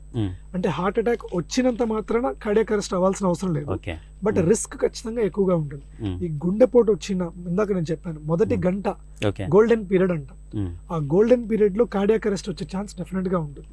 ఈ కార్డియాక్ అరెస్ట్ కి వేరే కారణాలు ఉన్నాయా? ఉన్నాయి. అందులో ఇంకో కారణము ఇందాక అరిథిమియా అని చెప్పాను. గుండె లయ తప్పి కొట్టుకున్నప్పుడు కూడా గుండె ఆగిపోతుంది, లేదంటే అయోటిక్ డిసెక్షన్, పల్మనరీ థ్రాంబోఎంబాలిజం, ఇలాంటి రకరకాల జబ్బుల వల్ల కూడా కార్డియాక్ అరెస్ట్ వచ్చే పాసిబిలిటీ ఉంది. సో అది దానికి కార్డియాక్ అరెస్ట్ గుండెపోటుకున్న కార్డియాక్ అరెస్ట్ అంటే గుండె ఆగిపోతుంది. దానికి రకరకాల కారణాలు, అందులో ఒక కారణం గుండెపోటు కూడా ఒక కారణం, అరిథిమియా ఒక కారణం. గుండె నుంచి లంగ్స్ కి వెళ్లే బ్లడ్ వెజల్స్ లో క్లాట్స్ ఫామ్ అవడం ఒక కారణం. మనం కోవిడ్ టైంలో చాలా మంది వినుంటారు ఇది, గుండెకి క్లాట్స్ ఫామ్ అయ్యాయి. సో గుండె నుంచి లంగ్స్ కి వెళ్లే బ్లడ్ సప్లై లో కూడా క్లాట్స్ ఫామ్ అవుతుంది. అలాంటి వాళ్ళకి కూడా కార్డియాక్ అరెస్ట్ వచ్చే ఛాన్సెస్ ఉంటాయి. తర్వాత ఈ గుండెకు సంబంధించి అంటే ఒక పేషెంట్కి, ఒక గుండె జబ్బు ఉన్న పేషెంట్కి స్టంట్స్ ఎప్పుడు వేసే అవకాశం, అత్యవసర పరిస్థితి వస్తుందంటారు? సో ఇప్పుడు మనం ఇందాక మాట్లాడుకున్నట్టుగా గుండెకి బ్లడ్ సప్లై ఎప్పుడైతే సడన్ గా ఆగిపోయిందో అప్పుడు మనకు లైఫ్ కి డేంజర్ చాలా ఎక్కువగా ఉంటుంది. ఎందుకంటే హార్ట్ కి బ్లడ్ సప్లై తగ్గిపోయింది, హార్ట్ వీక్ అయ్యే అవకాశం ఉంది, sudden cardiac death, cardiac arrest ఇవన్నీ వచ్చే అవకాశం ఉంది. సో ఇలాంటి వాళ్ళకి మనం అత్యవసరంగా ఎమర్జెన్సీ కండిషన్ లో యాంజియోగ్రామ్ చేస్తాం. యాంజియోగ్రామ్ అంటే ఇప్పుడు మనకు గుండెకి మొత్తం 3 రక్తనాళాలు మేజర్ గా సప్లై చేస్తాం. ఈ 3 రక్తనాళాలను చెక్ చేసే పరీక్ష పేరే యాంజియోగ్రామ్. యాంజియోగ్రామ్ లో మనం ఇందాక మాట్లాడుకున్నట్టుగా బ్లాక్ ఎగ్జాక్ట్ గా ఎక్కడుంది, ఎన్ని ఉన్నాయో తెలుస్తుంది. సో ఒకవేళ ఒకటే బ్లాక్ ఉందనుకోండి, ఆ బ్లడ్ వెసల్ లోకి మనం వైర్ ద్వారా బెలూన్ పంపించి మళ్ళీ ఆ రక్తనాళం క్లోజ్ అవ్వకుండా ఉండడానికి స్టెంట్ అని వేస్తామండి. సో ఇది అత్యవసర పరిస్థితుల్లో పేషెంట్ ని ప్రాణాపాయం నుంచి కాపాడే ట్రీట్మెంట్ స్టెంటింగ్ అనేది. కొన్నిసార్లు ఇందాక మనం మాట్లాడుకున్నాం, షుగర్ పేషెంట్స్ కి 90% జబ్బున్నా కూడా కొన్నిసార్లు ఇంకా హార్ట్ అటాక్ వచ్చి ఉండకపోవచ్చు, బట్ లక్షణాలు ఉంటాయి. నడిస్తే ఆయాసమనో, చెస్ట్ లో పెయిన్ అనో, నడిస్తే ఇంకా హార్ట్ అటాక్ వచ్చి ఉండకపోవచ్చు. ప్రివెంటివ్ గా వాళ్ళకి మనము హార్ట్ అటాక్ రాకముందే ఇలా 70% కన్నా ఎక్కువ ఉన్న బ్లాక్స్ కి మనం స్టెంట్ ద్వారా ఆ కొలెస్ట్రాల్ బ్లాక్స్ ని రిమూవ్ చేసి స్టెంట్ వేసి హార్ట్ అటాక్ రాకుండా ప్రివెంట్ చేయడానికి అవకాశం ఉంది. సో ఒక స్టెంట్ ఒక పేషెంట్కి ఒక చోటే పడవచ్చు, కొంతమంది పేషెంట్స్కి ఒక 2-3 చోట్ల కూడా పడవచ్చు. సో అలా చేయడం వల్ల అంటే ఆ పేషెంట్కి ఏమన్నా ప్రమాదం జరిగే అవకాశం ఉందంటారు? ఒకే రోజు ఇప్పుడు 2-3 స్టంట్స్ చేసే అవకాశం ఉందంటే ప్రమాదం జరిగే అవకాశం ఉందంటారా? సో బ్లాక్స్ తీవ్రత బట్టి స్టెంట్స్ ఎన్ని అవసరం అనేది మనము చెప్తూ ఉంటాం. కొన్నిసార్లు ఇప్పుడు మనం ఇందాక చెప్పాను, రక్తనాళాన్ని పైప్ లాగా ఊహించుకుంటే ఆ పైప్ లో ఎన్ని చోట్ల పూడికలు, కొలెస్ట్రాల్ బ్లాక్స్ ఏర్పడ్డాయి, దాన్ని బట్టి మనము ట్రీట్మెంట్ ఉంటుంది. ఇప్పుడు కొన్నిసార్లు 2-3 చోట్ల ఉన్న ఒకటే స్టెంట్ ద్వారా మనం చేయొచ్చు ట్రీట్మెంట్. కొన్నిసార్లు మొత్తం రక్తనాళం మొత్తం డ్యామేజ్ అయింది అనుకోండి, లేదంటే 2-3 రక్తనాళాల్లో అక్కడక్కడ బ్లాక్స్ ఉన్నాయి అనుకోండి, 3 స్టెంట్లు కూడా వేయాల్సి వస్తుంది. బట్ పేషెంట్కి ఎమర్జెన్సీలో ఏదన్నా ఒక రక్తనాళం వల్ల ఇబ్బంది పడుతున్నాడు, ఇంకొక రక్తనాళం 70% ఉండొచ్చు, 80% ఉండొచ్చు, అది రేపు ఇబ్బంది కలిగించవచ్చు, ఈ రోజు ఇబ్బంది పెట్టకపోవచ్చు. సో ఎమర్జెన్సీ పరిస్థితుల్లో బీపీ బాగుండి అంతా బాగుంటే ఆర్ బీపీ డౌన్ ఉన్నప్పుడు ఏదైతే ఇబ్బంది పెట్టిందో దాన్ని ఓపెన్ చేయాలి. దాన్ని కల్ప్రిట్ వెజల్ ట్రీట్మెంట్ అంటాం. ఆ కల్ప్రిట్ వెజల్ ని మనం ఓపెన్ చేసి స్టెంట్ ట్రీట్మెంట్ ద్వారా బాగు చేశాక పేషెంట్ స్టేబుల్ అయ్యాక మళ్ళీ మిగిలిన రక్తనాళాలను కూడా ట్రీట్మెంట్ చేయొచ్చు. కొన్నిసార్లు స్టేబుల్ గా ఉన్నాడు అనుకోండి, ఇందాక చెప్పాను షుగర్ ఉన్న వాళ్ళు జస్ట్ ఆర్ ముందే హార్ట్ అటాక్ ముందే మనం కనుక్కున్నాం అనుకోండి బ్లాక్స్ ని, అలాంటప్పుడు ఒకేసారి 2-3 బ్లాక్స్ ని కూడా ట్రీట్మెంట్ చేసే అవకాశం ఉంది. కానీ ప్రతి రక్తనాళాన్ని రిపేర్ చేసేటప్పుడు పేషెంట్ కండిషన్ స్టేబుల్ అన్స్టేబుల్ అయ్యే అవకాశం ఉంటుంది. అలాంటప్పుడు మళ్ళీ గ్యాప్ ఇచ్చి మళ్ళీ సెకండ్ స్టేజ్ థర్డ్ స్టేజ్ లో కూడా చేసుకోవచ్చు. బైపాస్ సర్జరీ అనేది ఒక్కసారి చేయగలుగుతాం, బట్ స్టెంట్ అనేది 2-3 సార్లు కూడా చేసే అవకాశం ఉంటుంది. తర్వాత ఇప్పుడు మీరు స్టంట్ వేసింటారు, స్టంట్ ఒకసారి సక్సెస్ అవుతుంది, ఒక్కొక్కసారి ఫెయిల్యూర్ చూస్తారు. అంటే ఆ ఫెయిల్యూర్ అవడం దేనికి అవుతుంది, అంటే ఆ కారణం ఎందుకు వస్తుంది అంటారు? సో ఫెయిల్యూర్ అవడానికి రకరకాల కారణాలు. అందులో ముఖ్యమైన కారణం లెంత్ ఆఫ్ ద బ్లాక్. ఇప్పుడు పైప్ అనేది ఇందాక చెప్పాను, ఒక పైప్ లాగా ఊహించుకోండి, పొడవుగా చాలా పొడవుగా ఉందనుకోండి, మనకు చాలా పొడవు స్టెంట్స్ కొన్నిసార్లు లోపలికి వెళ్ళవు, రక్తనాళం లోపలికి వెళ్ళవు. రెండో ముఖ్య కారణం ఏంటంటే కొలెస్ట్రాల్ తో పాటు కాల్షియం బ్లాక్స్ కూడా వస్తుంటాయి. ఈ గోడలు అంటే ఈ రక్తనాళం గోడలు గట్టిగా మందంగా తయారవుతూ ఉంటాయి. సో స్టెంట్స్ ని లోపలికి తీసుకోవాలన్నమాట. అలాంటప్పుడు కూడా స్టెంట్ ఫెయిల్ అయ్యే ఛాన్సెస్ ఉంటాయి. ఇంకా కొన్నిసార్లు యాంగిల్, కొన్నిసార్లు రక్తనాళాలు వంకరగా ఉండడము, మెలికలు తిరిగి ఉంటాయి పేషెంట్ కి, అందరికీ ఉండవాలా, కొంతమందికి అలా ఉంది. అలాంటి పరిస్థితుల్లో కూడా స్టెంట్ లోపలికి వెళ్ళదు. సో ఇలాంటివి మెయిన్ కారణాలు స్టెంట్ లోపలికి పోకపోవడానికి, స్టెంట్ ఫెయిల్ అవ్వడానికి కారణాలు అవి ఉంటాయి. కొన్నిసార్లు మాత్రం పేషెంట్స్ కి స్టెంట్ అంటే అలర్జీ ఉంటుంది. స్టెంట్ అనేది ఒక ఫారిన్ బాడీ, ఒక మెటీరియల్ మీద, ఒక కోబాల్ట్ క్రోమియం మెటీరియల్ లేకుంటే ఆ మెటీరియల్ మీద డ్రగ్ పూతతో మనం తయారు చేయబడి ఉంటుంది. చాలా మంది వరకు టాలరేట్ చేస్తారు, 99.9% టాలరేట్ చేస్తారు. ఆర్ మిగిలిన వాళ్ళకు కూడా మనం మందులు పెట్టడం ద్వారా దానికి ఫెయిల్ కాకుండా చేసుకోవచ్చు. కొంతమందికి మాత్రం ఎన్ని చేసినా వాళ్ళ బాడీ తత్వం బట్టి స్టెంట్ ఫెయిల్ అయ్యే అవకాశం ఉంటుంది. తర్వాత ఈ స్టంట్స్ వేసిన తర్వాత ఒక పేషెంట్ తీసుకోవాల్సిన జాగ్రత్తలు ఏ విధంగా ఉంటాయి, సో ఎలా ఉంటాయి, సో ఆహార నియమాలు ఏ విధంగా ఉంటాయి వాళ్ళకి? సో ఇప్పుడు ఈ పేషెంట్ మనకు సెకండరీ ప్రివెన్షన్ కేటగిరీ కిందకి వస్తాడు. సెకండరీ ప్రివెన్షన్ అంటే మళ్ళీ పుడికలు, మళ్ళీ బ్లాక్స్ రాకుండా చూసుకోవడం. సో ఇందులో ప్రధానమైనవి టాబ్లెట్స్. ఈ బ్లడ్ థిన్నర్ టాబ్లెట్స్ కానివ్వండి, కొలెస్ట్రాల్ తగ్గించే టాబ్లెట్స్ కానివ్వండి, మినిమం 1 year కొంచెం హై డోసెస్ లో వాడాల్సి వస్తుంది. తర్వాత లైఫ్ లాంగ్ వాడాలి, తక్కువ పవర్ లో రాసిస్తూ ఉంటాం. సెకండ్ ఆహార నియమాలు, ఇది ఖచ్చితంగా జరగాల్సిందే. ఇందాక నేను చెప్పినట్టు మనం ఏదైనా మెడిసిన్స్ పెట్టి కొలెస్ట్రాల్ తగ్గించడానికి అవన్నీ లివర్ మీదగా పనిచేస్తాయి. బట్ మనం తినే ఆహారంలో ఎవరు కంట్రోల్ చేయాలి, మనమే చేసుకోవాలి. సో ఈ కొలెస్ట్రాల్ మళ్ళీ పెరగకుండా, ఈ ట్రైగ్లిజరైడ్స్ పెరగకుండా మనం ఆహారం నుంచి ఆహార నియమాలు పాటిస్తూ మళ్ళీ హార్ట్ అటాక్ రాకుండా చూసుకోవాలి. మూడోది షుగర్ ఉంటే షుగర్ కంట్రోల్, బీపీ ఉంటే బీపీని స్ట్రిక్ట్ గా కంట్రోల్లో పెట్టుకోవాలి. వాకింగ్ చేయడం, ఎప్పుడైతే వాకింగ్ చేస్తామో మనం నిజంగా మన బాడీలో మనం ఎక్సెస్ గా తీసుకునే కొలెస్ట్రాల్ కూడా కరిగిపోతూ ఉంటుంది. సో ఏదర్ అంటే బ్యాలెన్స్ మెయింటైన్ చేయాలి, తినే ఆహారము, అవుట్పుట్, మనం చేసే వర్కౌట్, ఈ రెండింటిని బ్యాలెన్స్ చేసుకుంటూ ఉండాలి. ఎక్సర్సైజ్ అనేది కూడా ఖచ్చితంగా ఉపయోగపడుతుంది. ఎందుకంటే దెబ్బతిన్న గుండె కూడా మళ్ళీ తిరిగి సాధారణ స్థితికి పని చేయకపోవచ్చు, కానీ ఎప్పుడైతే ట్రైనింగ్ ఇస్తామో గుండెకి మళ్ళీ తిరిగి నార్మల్ ఫంక్షనింగ్ లెవెల్కి వచ్చే అవకాశం ఖచ్చితంగా ఉంటుంది. టాబ్లెట్లతో పాటు ఎక్సర్సైజ్ కూడా ఒక చాలా ఇంపార్టెంట్ పద్ధతి. ఇంకొకటి ప్రధానమైన అంశం ఏంటంటే సార్, సమస్య ఈ స్టంట్స్ వేసిన పేషెంట్స్లో కొంతకాలానికి బ్లడ్ తక్కువయ్యే అవకాశం అవుతుంది, బ్లడ్ వెళ్ళిపోతుంది, తగ్గుతూ వస్తుంది అంటారు. అది అపోహ అంటారా, లేకపోతే దాంట్లో నిజం ఉందంటారా? అపోహ కాదండి. ఇక్కడ ఫర్ ఎగ్జాంపుల్ ఇప్పుడు మనం బ్లడ్ థిన్నర్ టాబ్లెట్స్ పెడుతూ ఉన్నాం పేషెంట్స్ కి, ఆస్పిరిన్ అని, క్లోపిడాగ్రిల్, టికాగ్రిడాల్ ఇలాంటి మందులు మనం వాడాలి. స్టెంట్ వేసినప్పుడు కానీ, హార్ట్ అటాక్ వచ్చినప్పుడు కానీ ఈ మందులు ఖచ్చితంగా పేషెంట్ వాడాలి. వాడకపోతే మళ్ళీ హార్ట్ అటాక్ వచ్చే అవకాశం ఉంటుంది. సో ఈ టాబ్లెట్స్ ఏవైతే ఉన్నాయో మీరు ఎందాక అన్నట్టు బ్లడ్ పల్చగా ఉంటుంది. ఫర్ ఎగ్జాంపుల్ ఆ పేషెంట్ కి అల్సర్ ఉందనుకోండి, లేదంటే పైల్స్ ఉందనుకోండి, బ్లడ్ మనకు తెలియకుండానే పోతూ ఉంటుంది, దాని వల్ల తగ్గుతుందే కానీ డైరెక్ట్ గా ఈ టాబ్లెట్ లో బ్లడ్ తగ్గించవు. మనకు వేరే జబ్బు ఉండాలి. మనకు ఫర్ ఎగ్జాంపుల్ ఇందాక చెప్పినట్టు పైల్స్ కానివ్వండి, లివర్ ప్రాబ్లం ఉంది కొంతమందికి, లివర్ వల్ల కూడా వ్యారిసెస్ ఉంటాయి, లేదంటే లోపల ఏదైనా క్యాన్సర్ ఉండిండొచ్చు, Yeah. గడ్డలు ఉండిండొచ్చు, ఎక్కడైనా ఏదైనా వేరే జబ్బు ఉండిండొచ్చు. ఓకే. వాటి వల్ల ఎక్కడైనా బ్లడ్ లీక్ అవుతూ ఉందనుకోండి, అలాంటి వాళ్ళకి బ్లడ్ తగ్గిపోతూ ఉంటుంది. ఎందుకంటే Okay. మన బ్లడ్ చిక్కగా కాకుండా పల్చగా ఉంటుంది కాబట్టి, మన టాబ్లెట్స్ ప్రభావం వల్ల. అలాంటి అందుకే రెగ్యులర్ గా చెకప్ చేయించుకుంటూ ఉండాలని చెప్తూ ఉంటాం. సో ఒక పేషెంట్కి, ఒక గుండె జబ్బు పేషెంట్కి బైపాస్ సర్జరీ అనేది ఎప్పుడు పడుతుంది మనకు? సో ఏ మేర? సో మొదటగా బైపాస్ సర్జరీ అంటే ఏంటో మనం తెలుసుకోవాలి. Yeah. బైపాస్ సర్జరీ అంటే ఏంటంటే హార్ట్ని స్టెర్నమ్ ఓపెన్ చేసి Hmm. హార్ట్ బ్లడ్ వెజల్స్ని డైరెక్ట్గా మన కళ్ళ ద్వారా చూస్తూ బైపాస్ అంటే ఎక్కడైతే బ్లాక్ ఉందో, ఇందాక మనం మాట్లాడుకున్నాం, ఫర్ Yeah. ఎగ్జాంపుల్ ఇది పైప్ లాగా ఊహించుకుంటే ఇక్కడ బ్లాక్ ఉందనుకోండి, ఓకే. ఉన్న రక్తనాళాన్ని మనం రిపేర్ చేస్తూ ఉంటే దాన్ని స్టెంట్ ప్రక్రియ అంటాం. అలా కాకుండా వేరే కొత్త కనెక్షన్ తీసుకొచ్చి దీన్ని బైపాస్ చేసి ఇక్కడ కనెక్షన్ ఇవ్వడాన్ని Okay. బైపాస్ సర్జరీ అంటాం. ఓకే. సో ఇందాక మనం చెప్పాం స్టెంట్స్ కొన్నిసార్లు ఫెయిల్ అవుతుంటాయి. సో ఎప్పుడైతే కాల్షియం బ్లాక్స్ ఉన్నా కూడా, లేకుంటే Okay. మల్టిపుల్ బ్లాక్స్, ఎక్కువ బ్లాక్స్ ఉన్నా కూడా, ఓకే. పొడవు బ్లాక్స్ ఉన్నా కూడా, ఇలాంటి వాళ్ళకి బైపాస్ సర్జరీ ద్వారా ట్రీట్మెంట్ ఇవ్వడం బెటర్ అండి. ఓకే. సో మనకి ఉన్న 3 బ్లడ్ వెజల్స్ ని ఒకేసారి రిపేర్ చేస్తారు. Especially triple vessel disease, 3 Yeah. Blood vessels లోనూ బ్లాక్స్ ఉన్న వాళ్ళకి ఈ ట్రీట్మెంట్ ఖచ్చితంగా అవసరం ఉంటుంది. సో ఎంత సమయం తీసుకుంటారు ఈ బైపాస్ సర్జరీ కంప్లీట్ అవ్వడానికి? ఎంత టైం తీసుకుంటున్నారు? మినిమం 2 నుంచి 3 గంటలు 3 మినిమం గంటలు పడుతుంది.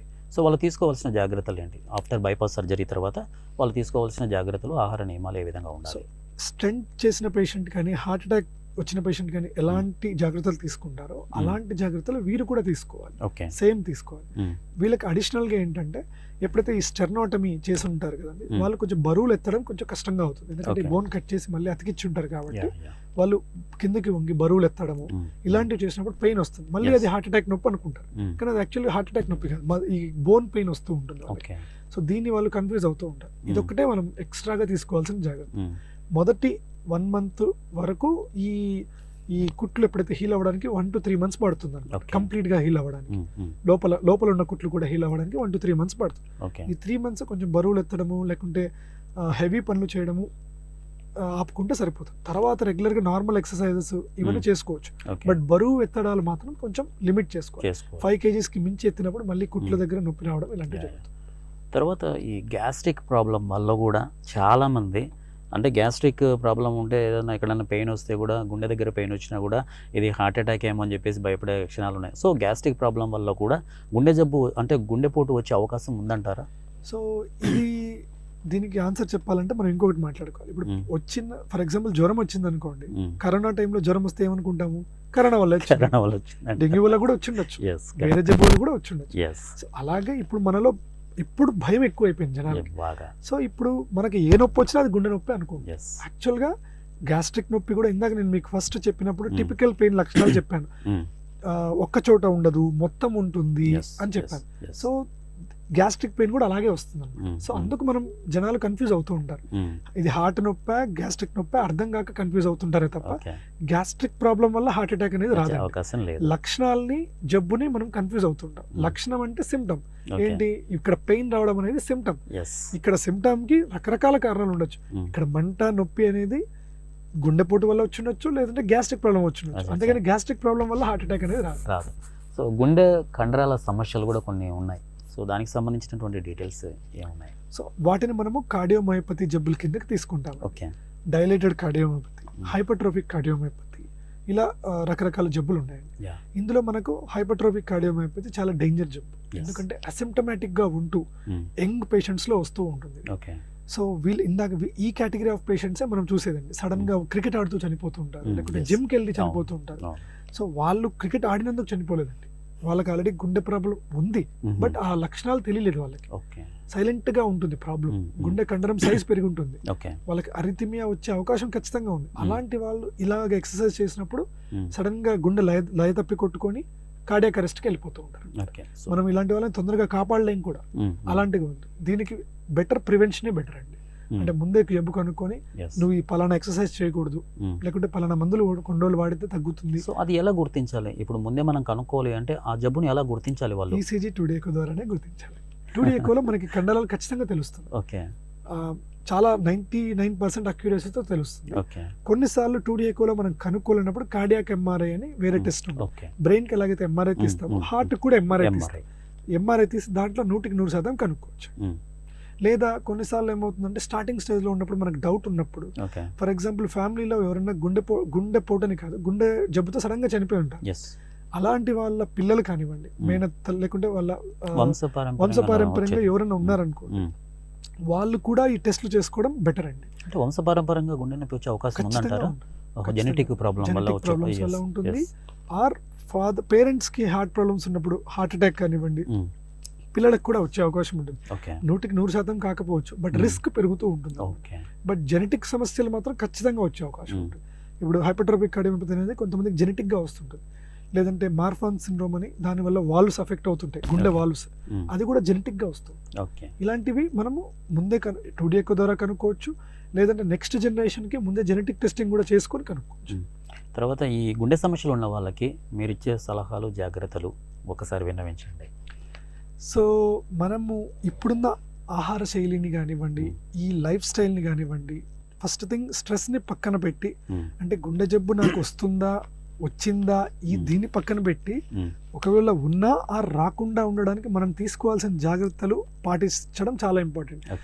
పొద్దు నుంచి మనం రాత్రి వరకు మనకు కావాల్సిన క్యాలరీలు ఎన్ని, అంటే మనం ఇప్పుడు ఫర్ ఎగ్జాంపుల్ మనం తీసుకునే ప్రతి ఆహారం, టీ కానివ్వండి, కాఫీ కానివ్వండి, ఇడ్లీ తింటారా, దోశ తింటారా, ఏం తిన్నా సరే క్యాలరీలు కౌంట్ చేసుకోవడం అనేది చాలా ఇంపార్టెంట్. అది మన పిల్లల నుంచి కూడా మనం నేర్పించాలి. ఇప్పుడు ఒక మాజా బాటిల్ తాగుతుంటే ఎన్ని క్యాలరీలు ఉంటాయి దాంట్లో, అది చూసి నేర్చుకోవడం ఇప్పటి నుంచే ఇంపార్టెంట్. ఒక చాక్లెట్ తిన్నా సరే, ఇది ఈ స్టేజ్ నుంచి మనం అలవాటు చేస్తే పెద్ద అయ్యాక అది మెయింటైన్ అవుతూ ఉంటుంది. ఎందుకంటే గుండె జబ్బు అనేది ఏ ఒక్క చిన్న స్టెప్తోనో ప్రివెన్షన్ ఉండదు. ఈ చాలా మల్టిపుల్ ఫ్యాక్టర్స్ నుంచి గుండె జబ్బులు ఉన్నప్పుడు మనం కూడా ప్రివెన్షన్ కూడా మల్టిపుల్ లెవెల్స్లోనే చేసుకోవాలి. చిన్న పిల్లవాడి నుంచే స్టార్ట్ చేయాలి. ఎందుకంటే అప్పటి నుంచి చేసే జాగ్రత్తలే పెద్ద అయ్యాక మనకు ఎఫెక్ట్ చేస్తాయి. అంటే మన గుండె జబ్బు రావడానికి మినిమం 10 ఏళ్ళు మనము తీసుకునే జాగ్రత్త, అంటే మనం తీసుకోకపోయిన జాగ్రత్తలు మనకు ఎఫెక్ట్ చేస్తూ ఉంటాయి. సో ఇప్పుడు మనం చూస్తున్నాం, మీరు అన్నారు జంక్ ఫుడ్. సో మనం ఏ ఏజ్ వాళ్ళని చూస్తున్నాం జంక్ ఫుడ్? ఆల్మోస్ట్ యంగర్స్ ఎక్కువ 10 ఏళ్ళు 5 ఏళ్ళ నుంచి తీసుకుంటున్నారు. సో ఈ junk food, especially oil, deep fry oils అంటాం మనం, చూస్తే రిపీటెడ్ గా వాడిన ఆయిల్స్ వాడడము, ఇది ఆక్సిడైజ్డ్ ఆయిల్ అన్నమాట. ఎప్పుడైతే దీంట్లో ఆక్సిడెంట్ లెవెల్ పెరిగిపోతూ ఉంటుందో అవి పోయి డైరెక్ట్ గా గుండె రక్తనాళాలను డ్యామేజ్ చేస్తూ ఉంటాయి. అందుకే మనం ఈ మధ్య 15,000 సంవత్సరాల పిల్లలకు కూడా హార్ట్ అటాక్లు చూస్తున్నాం. ఎందుకంటే ఇలాంటి ఫుడ్ వల్లే చూస్తున్నాం. సో ముఖ్యమైనది ఆహారం. Next the stress. So stress management అనేది చాలా ఇంపార్టెంట్. ఇంట్లో ఒక పిల్లవాడు స్ట్రెస్ లో ఉన్నాడు అంటే కరెక్ట్, ఇది ఇలాగే ఉండాలి, ఇంతే చదువుకోవాలి, ఇట్లా స్ట్రెస్ పడి చదివితేనే వస్తుంది, లేదంటే నెక్స్ట్ లెవెల్లో ఇంకా జాబ్ చేసేటప్పుడు కానివ్వండి, ఈ అన్ని లెవెల్స్ లో స్ట్రెస్ ని మెయింటైన్ చేస్తూ స్ట్రెస్ని తగ్గించగలగడానికి మనం కూడా ఫ్యామిలీ పరంగా ఎంత సపోర్ట్ చేస్తున్నాం అనేది చాలా ఇంపార్టెంట్. అంటే ఆహారము, స్ట్రెస్, అండ్ ఆల్రెడీ ఏదైనా ప్రాబ్లం ఉన్నప్పుడు మనం షుగర్ కానివ్వండి, బీపీ కానివ్వండి, నెగ్లిజెన్స్ చాలా మందికి ఉంటుంది. మీరు ఇప్పటికి కూడా షుగర్ ఉన్న వాళ్ళు ఎంతమంది కంట్రోల్ ఉంటుందో తెలుసా అండి? 30% మందికి కూడా కంట్రోల్ ఉండదు. అంటే షుగర్ ఉందని తెలిసినాక కూడా 70% మందికి షుగర్ కంట్రోల్ ఉండదు. ఎందుకు ఉండదు? తీసుకున్న ఆహారము, టాబ్లెట్స్ కూడా ఫాలో కారు, లేదంటే యూట్యూబ్ లోను ఇంకెక్కడ చదువుంటారు షుగర్ వల్ల టాబ్లెట్స్ వాడితే కిడ్నీలు చెడిపోతాయను, ఇంకోటి ఏదో జబ్బు వస్తుందో, లేకపోతే నేను న్యాచురల్ గా హీల్ చేసుకుంటాను అని ఉంటారు. న్యాచురల్ గా హీల్ చేసుకునే వాళ్ళకి పర్లేదు. కొన్నిసార్లు ఒక లెవెల్ వరకు, కొన్నిసార్లు ఫుడ్ అలవాట్లతోనే షుగర్ కంట్రోల్లోకి వచ్చే అవకాశం డెఫినెట్ గా ఉంటుంది. ఒక లెవెల్ ని మించినప్పుడు ఖచ్చితంగా టాబ్లెట్స్ లేదంటే ఇన్సులిన్ వాడి షుగర్ ని కంట్రోల్ చేసుకోవాల్సిందే. బట్ ఎప్పుడైతే ఇది తప్పిపోయి 3 to 6 months కూడా కాదు, కొంతమంది సంవత్సరాల పాటు షుగర్ని కంట్రోల్లో పెట్టుకోకుండా మన దగ్గరికి వస్తూ ఉంటారు అనమాట. ఎందుకంటే చాలా మంది, మీరు నమ్మతారో నమ్మరు, ఈవెన్ మన డాక్టర్స్ పేరెంట్స్ని కూడా మనమే మన పేరెంట్స్ని చాలా మందిని పట్టించుకో, వాళ్ళకే చాలా మందికి షుగర్ కంట్రోల్లో ఉండదు. ఎందుకు అంటే మనకున్న వర్క్ లెవెల్లో వాళ్ళు ఫాలో అవుతుంటారు అనుకుంటాం. ఫాలో అవ్వడం అనేది చాలా కష్టం కదండి. రోజు టాబ్లెట్లు వేసుకోవడం కూడా కష్టం, రోజు ఆహార నియమాలు పాటించడం కష్టం. సో దీన్ని మనము కోర్ లెవెల్లో స్ప్రెడ్ చేయడం అనేది చాలా ఇంపార్టెంట్. ప్రతి పూట ప్రతి రోజు కూడా దీన్ని మెయింటైన్ చేయగలిగినప్పుడే గుండె జబ్బుల్ని మనం నివారించే అవకాశం ఖచ్చితంగా ఉంటుంది. తర్వాత ఇంకొక క్వశ్చన్ సార్, లాస్ట్ మీ బుర్ర తింటాను లేదు, నేను అడుగుతాను ఎందుకైనా మంచిది. యూట్యూబర్స్ కొన్ని పెడతా అంటారు, ఈ విధంగా చేస్తే గుండె సమస్యలు పోతాయి, ఈ విధంగా చేస్తే గుండెకు మంచిగా ఉంటుంది. సో ఇవి కొంతమంది, చాలా మంది యూట్యూబ్ చూసి ఫాలో అయ్యే వాళ్ళు చాలా మంది ఉన్నారు. సో వారందరికీ మీరు ఇచ్చే సలహా ఏంటి? కొన్ని మంచివే ఉంటాయండి డెఫినెట్గా. మనం ఇంటర్నెట్లో దొరికే ఇన్ఫర్మేషన్లో నిజం ఎంత ఉంటుందో అబద్ధం కూడా అంతే ఉంటుంది. కానీ ఏది నిజం ఏది అబద్ధం తెలుసుకోవడం చాలా కష్టం. ఓకే. సో అందుకే ఎక్స్పర్ట్స్ అనేది చాలా ఇంపార్టెంట్. మీరు వింటున్న యూట్యూబర్ కానివ్వండి, ఎక్స్పర్ట్ ఎవరు, సర్టిఫైడ్ ఎక్స్పర్టా, నిజంగా సర్టిఫైడ్ ఎక్స్పర్ట్ అయితే ఖచ్చితంగా వినండి. లేదు న్యూట్రిషనిస్ట్ అయితే ప్రాపర్ న్యూట్రిషనిస్టా. ఇప్పుడు ఏంటంటే మీరు అన్నట్టుగా ప్రతి ఒక్కరు యూట్యూబర్ అయిపోయారు, ప్రతి ఒక్కరు వ్లాగర్, ప్రతి ఒక్కరు వ్లాగర్, ప్రతి ఒక్కరు యూట్యూబర్. సో వాళ్ళకి అనిపించింది వాళ్ళకి అనుకున్నది చెప్పడం కాదు, రీసెర్చ్ ఇంపార్టెంట్. అంటే 100 మందికి మనం టెస్ట్లు చేస్తాం. ఫర్ ఎగ్జాంపుల్ 100 మందికి ఈ ఆహారం ఇచ్చినప్పుడు ఇది వచ్చిందా లేదా, ఇది మనకి ఈవెన్ ఇప్పుడు కూడా ఈ రోజుటికి కూడా సైన్స్ కూడా పూర్తిగా అభివృద్ధి చెందలేదు కదా. ఈవెన్ మెడిసిన్స్ కూడా 100% కాపాడతాయని ఎవరు చెప్పం, ఏ డాక్టర్ కూడా చెప్పలేరు. ఎందుకంటే సైన్స్ కూడా ప్రతిరోజు ప్రోగ్రెసింగ్, ప్రతిరోజు రీసెర్చ్ అనేది జరుగుతూనే ఉంటుంది. సో మనకున్న అవైలబుల్ రీసెర్చ్లో ఏది కరెక్ట్ అనేది మనం ఫ్యాక్ట్ చెక్ చేసుకోవడం చాలా ఇంపార్టెంట్. అందుకే ఫస్ట్ థింగ్ మీరు ఒకవేళ ఏదైనా చెప్పినప్పుడు వంటింటి చిట్కాలు అయితే ఎవరిని కూడా చేసుకోవచ్చు. ఎందుకంటే మోస్ట్లీ మనకు డేంజర్ ఆహారాలు ఉండవు. అలా కాకుండా కొన్ని ప్రత్యేకమైన ఆహారాలు తినమంటుంటారు, ప్రత్యేకమైన పద్ధతులు ఫాలో అవ్వమంటారు. అలాంటివి కొంచెం చూసి జాగ్రత్తలు పాటించడం, లేదంటే ఒక ఎక్స్పర్ట్ని కలిసి న్యూట్రిషనిస్ట్ కానివ్వండి, కార్డియాలజిస్ట్, ఫిజిషియన్, డయాబెటాలజిస్ట్ వీళ్ళని కలిసి సలహా తీసుకోవడం ఎప్పటికైనా బెటర్. సో మెడికల్గా మనం ఏదైనా తీసుకోవాలంటే మాత్రం చాలా జాగ్రత్తగా ఉండాలి. నాకు ఒకటి ఇది ప్రత్యక్షంగా మా ఫ్రెండ్కి ఒకటి జరిగింది సార్. లివర్ ఫ్యాటీ లివర్ అని చెప్పేసి ఉంది. దానికి అతను ఏం చేశాడు, యూట్యూబ్లో వచ్చేదాన్ని ఫాలో అయ్యి మెడిసిన్ తీసుకున్నాడు. అది చాలా ప్రాబ్లం అయ్యి చాలా సీరియస్నెస్ కూడా అయింది. అది డాక్టర్ దగ్గరికి వెళ్ళి అది క్లియర్ చేసుకున్నాను. జరుగుతుందని నేను మిమ్మల్ని అడిగాను, ఇది యూట్యూబ్కి సంబంధించి ఏ విధంగా ఉంటుంది అనేది. ప్రతి మెడిసిన్కి సైడ్ ఎఫెక్ట్స్ ఉంటాయి. ఏ మెడిసిన్కైనా, ఇంగ్లీష్ మెడిసిన్స్కైనా, ఆయుర్వేదిక్ అయినా, వేటికైనా సైడ్ ఎఫెక్ట్స్ లేని మెడిసిన్ అంటూ ఉండదు. కానీ మనం ఒక మెడిసిన్ ప్రిస్క్రిప్షన్ ఇచ్చినప్పుడు దాని మీద ఆల్రెడీ రీసెర్చ్ జరిగి ఉంటుంది కాబట్టి పలానా 1000 మందికి ఇస్తే ఒక 1% మందికి సైడ్ ఎఫెక్ట్ ఉంటుంది, 999 మంది బాగవుతారు అనుకున్నప్పుడు మెడిసిన్ ప్రిస్క్రైబ్ చేస్తారు. ఈ అన్రెగ్యులేటెడ్ ప్రోడక్ట్స్ అంటే వీటి మీద అసలు రెగ్యులేషన్ అనే ఉండదు ఇండియాలో, ఎవరు రీసెర్చ్ చేసి ఉండరు. అలాంటి ప్రోడక్ట్స్ వాడడం వల్ల మనకు తెలియదు. కొంతమందికి మంచి చేసి ఉండొచ్చు, అంటే ఒక 10 మందికి మంచి చేసి ఉండొచ్చు, ఆ 10 మంది యూట్యూబ్లో కనబడతారు.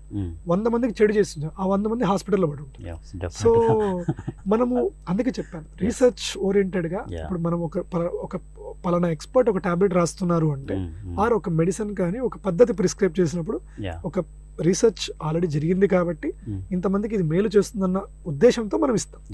అలాగే అలా యూట్యూబర్కి తెలియదు కదండి. సో వాళ్ళకి రీసెర్చ్ తెలియనప్పుడు ఆర్ ఒక ప్రాపర్ రీసెర్చ్ జరిగి ఇది పలానా పద్ధతి అని ఉంటే ఖచ్చితంగా అది వాడచ్చు, తప్పేమి. తర్వాత లాస్ట్ క్వశ్చన్ సార్, ఇంకా మీరేమనుకోద్దండి.